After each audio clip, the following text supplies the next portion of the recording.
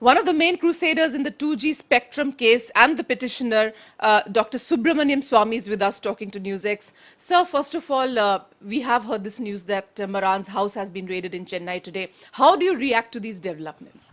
Well, I'm not surprised.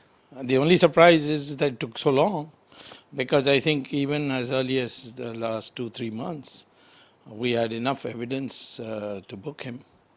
And there was delay, and I think there can be an understandable delay because the CBI is really overworked and their machinery is not equipped to digest all these interlocking arrangements and so on and so forth. So maybe they took time because of that or anything else. There are one or two other cases where they have deliberately gone slow, but on this one I have no reason to suspect that there was a malified attempt. There was in the media all kinds of stories being planted that is clean chit has been given, so on.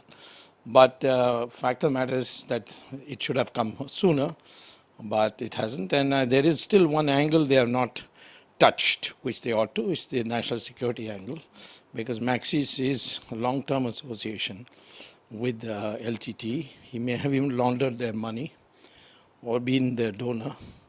And there are enough people in Sri Lanka today whom the Sri Lankan police and army had captured. They should talk to them and find out. So the CBI, of course, is raiding. This is the first step. Do you think that they will have the will enough now to go ahead, gather enough evidence, and then, of course, file a charge sheet later on? CBI has no will of its own. It's the court whose will is important. For the first time, it's the Supreme Court. Yeah, for the first time in our history, we have had the Supreme Court taking the government agencies to task for not performing their statutory duties. So I think, in this kind of a case, which has huge ramifications.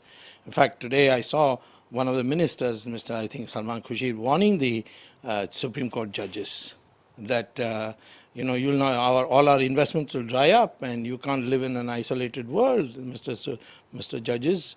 It's a shocking thing. So it is in the fact that for the first time the government has not much control over the CBI.